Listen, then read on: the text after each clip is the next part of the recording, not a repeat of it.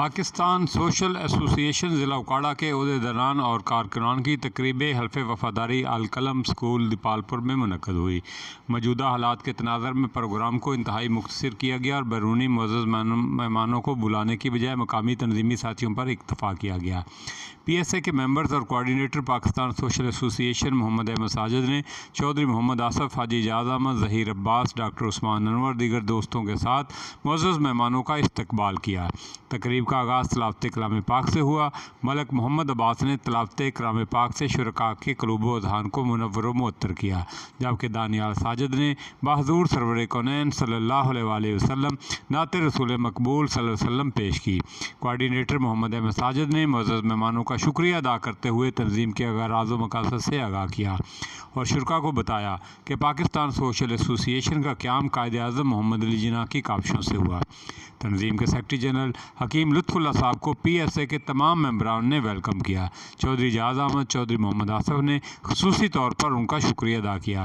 انہوں نے کہا کہ پاکستان سوشل ایسوسی ایشن 1930 سے بانی پاکستان قائد اعظم محمد علی جناح کی کاوشوں سے مارز وجود میں آئی۔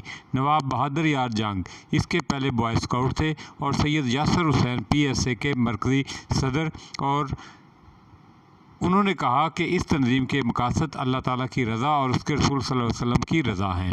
انسانیت کی خدمت بالحاظ مذہب و ملت کرنا ہے۔ ایسوسی ایشن کا سیاست حاضرہ سے لا تعلق ہونا ہے، زیادہ سے زیادہ اجتماعی خدمات کو فروغ دینا ہے، ملک میں زیادہ سے زیادہ تربیت یافتہ سوشل ورکرز کو تیار کرنا اور معاشرہ کو کارآمد حصہ بنانا ہے، مساوی حقوق اللہ اور حقوق العباد کی عملی تربیت دینا اور اس پہ عمل کرنا ہے، اپنی مدد آپ کے تحت اور محکمہ صحت کے پروگراموں میں بڑھ چڑھ کر حصہ لینا ہے۔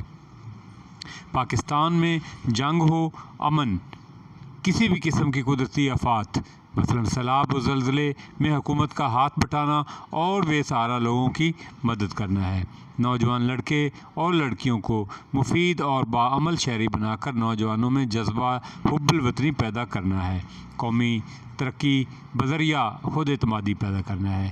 مرکزی سیکرٹری جنرل حکیم لطف اللہ نے کہا کہ ملک میں اسلامی طریقے سے اصلاح معاشرہ، شہروں میں اور دیہاتوں میں اس کا فروغ کرنا ہے۔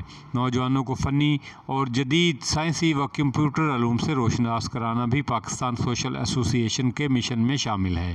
چونکہ تحریک بالکل غیر سیاسی اور غیر مذہبی ہے، اس لیے حکومت کے تمام ترقیاتی منصوبوں اور اسکیموں اور تعمیراتی کاموں میں حکومت وقت کا ہاتھ بٹانا اور جرائم کی بیخ کنی میں نوجوان دستے بنا کر مقامی انتظامیہ کی معاونت کرنا ہے۔ انہوں نے کہا کہ جہالت کے خلاف ہم نے جہاد کرنا ہے، منشیات کے خلاف ہم نے جہاد کرنا ہے، اپنی مدد آپ کے تحت غربا کی مدد کو یقینی بنانا ہے اور دوسری سوشل آرگنائزیشن کے ساتھ رابطہ قائم کر کے اصلاح معاشرہ کے لیے کام کرنا ہے تاکہ علاقہ سے معاشرتی برائیوں کا خاتمہ ہو سکے۔ حلف نامہ میں بطور ممبر پاکستان سوشل ایسوسی ایشن اقرار کرتا ہوں۔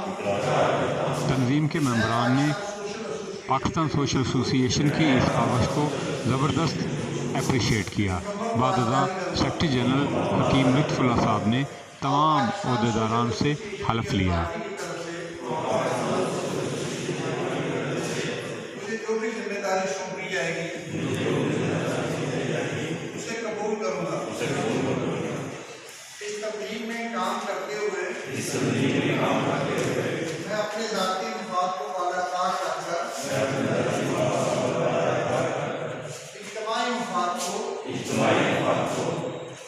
ملکی مفاد کو ترجیح دوں گا اور ایسا کوئی کام نہیں کروں گا جس سے اس کی ساکھ متاثر ہو۔ ہمہ وقت عوامی ویلفیئر کے کاموں میں کوشاں رہوں گا۔